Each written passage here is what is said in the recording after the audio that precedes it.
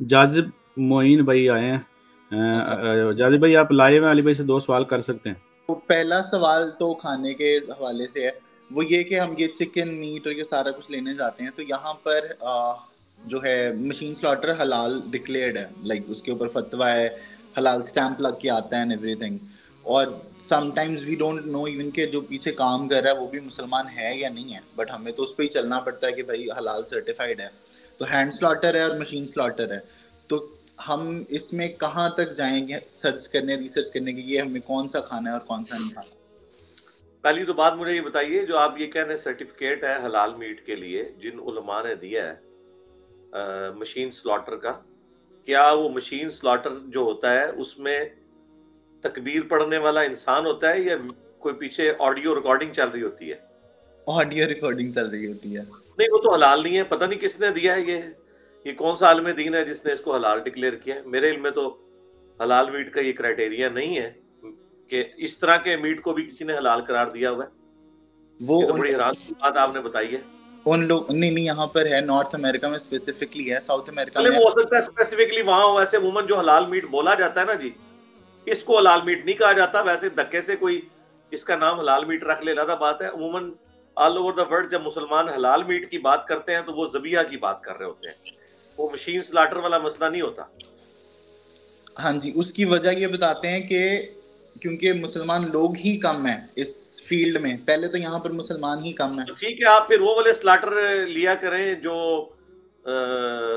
जिसमें इंसान तकबीर पढ़ रहे होते हैं, वो वाला हलाल मीट ले लिया करें। अब उसके लिए वहां बेहतर है कि वो आप शॉप वो तलाश कर लें कौन सा मीट जो है वो लेके आते हैं, और जो वो इस किस्म का मीट हो तो बस वो उसका हलाल होना काफी है। बाकी हमने मजीद तहकीक तो नहीं करनी। अगर वो वाकई जिस तरह पाकिस्तान में भी जो लोग जबा करते हैं वो तो सामने कर रहे होते हैं, उसके बावजूद हम लोग जो है वो कसाई को ऑर्डर दे के चले जाते हैं कि भाई 2 मुर्गियां काट दो या 3 काट दो और उसका गोश्त बना दो। तो हम अपने सामने तो जबा नहीं करवा रहे होते, लेकिन हमें यकीन होता है कि उन्होंने तकबीर पढ़ी है और यकीनन वो पढ़ते हैं, तो उसी के ऊपर ही एतबार कर रहे होते हैं। तो अगर हलाल मीट मशीन स्लॉटर ना हो, आप जिस हलाल मीट की बात कर रहे हैं उस पर फिर उन्होंने उसके पैकेट के ऊपर मशीन स्लॉटर का वर्ड लिखा हुआ होता है।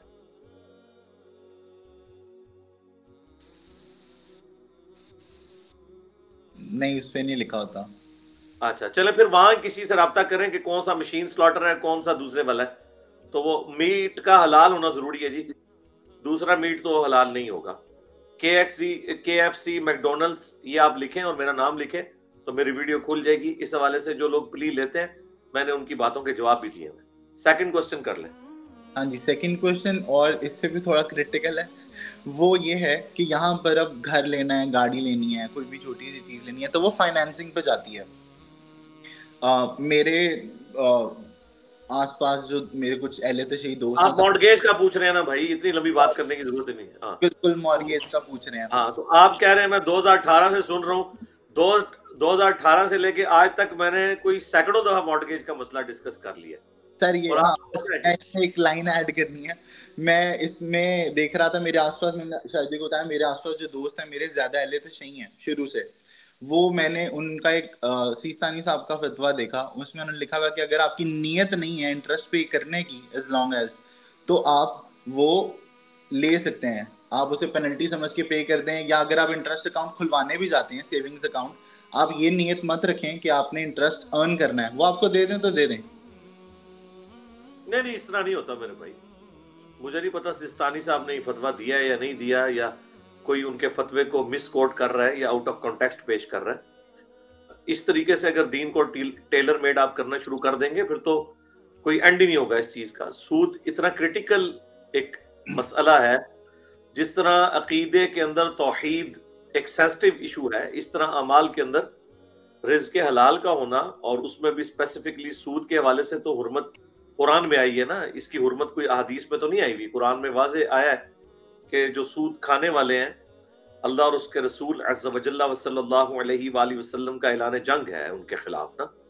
तो उसमें अगर इस्लामिक बैंक है जो इस्लामिक बैंकिंग के थ्रू मॉर्टगेज करते हैं तो उनसे आप ले सकते हैं, उसमें कोई इशू नहीं है। लेकिन जो अदर देन इस्लामिक बैंक है जिनका टोटली काम सूदी है, उनसे तो हम कतन आपको नहीं कहेंगे कि वो लेना जायज है। जो कैटास्ट्रॉफिक कंडीशन है ना, जिसमें इस्लाम कोई हराम चीज के लिए वक्ती तौर पे अलाउ कर देता है, हलाल तो उस वक्त भी नहीं होता, अलाउ कर देता है, कैटास्ट्रॉफिक कंडीशन है, वो है जब जिंदगी मौत की कशमकश बन जाए। तो जिंदगी मौत की कशमकश जो सूरतुल बकरा में, सूरतुल नहल में, सूरतुल मायदा में, सूरतुल अनाम में 4 जगह है कि अगर जिंदगी मौत की कशमकश बन जाए तो फिर तुम हराम में से ले सकते हो। जो 4 चीजें अल्लाह ताला ने हराम की हैं, बहता हुआ लहू, मुर्दार, खिंजीर का गोश्त और जिसके ऊपर गैरुल्लाह का नाम लिया जाए। लेकिन साथ ही अल्लाह ताला ने फरमाया कि अगर बगावत ना हो और सरकशी की नीयत, गुनाह की नीयत ना हो तो अल्लाह ताला माफ करने वाला है कैटास्ट्रॉफिक कंडीशन में अगर कोई यूज करता है। अब आपके केस में जो इस तरह मॉर्टगेज या इस तरह की सारी चीजें हैं, इनको मैं कैटास्ट्रॉफिक किस तरह डिक्लेयर कर दूं? हाँ, आप अपने तौर पर अगर अल्लाह के हुजूर इसे जस्टिफाई कर सकते हैं तो वो आपका और अल्लाह का मामला है। हम तो आपको इन प्रिंसिपल बता रहे हैं। मैं उसके ऊपर तो किसी के मॉर्टगेज का बोझ मैं तो नहीं उठा सकता, सीधी सी बात है। ठीक है जी, बिल्कुल ऐसे ठीक है। बाकी आप और आपकी टीम भी अगर चाहें तो सिस्तानी साहब की वेबसाइट के ऊपर लिखा हुआ है, आप रिसर्च कर सकते हैं। चले अगर उन्होंने भी दिया है ना तो इस फतवे से हम एग्री नहीं करते हैं, सीधी सी बात है। ठीक है। अस्सलाम वालेकुम इंजीनियर भाई। जी वालेकुम सलाम रहमतुल्लाहि व बरकातहू। जी कामरान भाई, कहाँ से आप? इंडिया से। कहाँ से? इंडिया, बिहार पटना। अच्छा, ठीक है, अपना क्वेश्चन करें। दूसरा सवाल था कि एक अभी जो वाकया हुआ इसमें इस्राएली एम्बेसी के सामने एरन बशल का, जिसने अपने आप को आग लगा लिया, जो कि यूएस एयरफोर्स में था। कब? ये 25 फरवरी को 25 फरवरी को था। मतलब फ्री पैलेस्टीन के इसमें फ्री पैलेस्टीन करके, मतलब वो भाग नहीं लेना चाहता था उस जेनोसाइड में। नहीं, अपने आप को आग क्यों लगाई है उसने आग मतलब उसको, मतलब वो जाना नहीं चाहता था, उस पार्टिसिपेशन नहीं लेना चाहता था उस, वो यूएस एयरफोर्स में खुद था तो वो पार्टिसिपेशन नहीं लेना चाहता था। तो रिजाइन कर देता। उसने तो आग लगा ली पूरा, न्यूज सोशल मीडिया पे भी बहुत ज्यादा अपने आप को आग लगा, खुदकुशी। हाँ, मर गया वो।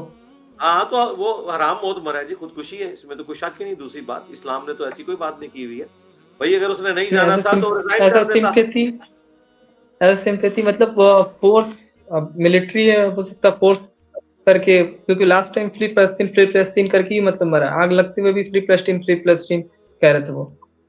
और नहीं तो इस तरह करने से तो कोई मतलब उसकी वो इस तरीके से हराम मौत तो जस्टिफाई नहीं हो जाएगी। बिल्कुल हराम है। ये कौन सा इस्लाम ने कोई तरीका बताया कि आपने ये करना है? अगर उसने नहीं जाना था तो वो अपनी जॉब से रिजाइन कर देता।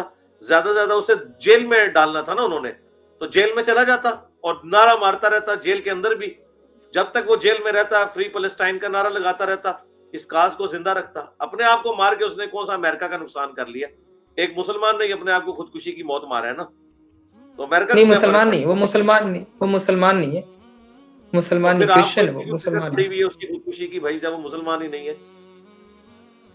नहीं मतलब बहुत लोग सोशल मीडिया पे उसके लिए दुआ कर रहे हैं, मतलब एज ए सिंपैथी, मतलब नहीं, उसकी एक्टिविटी गलत है, इस तरह नहीं कर सकते।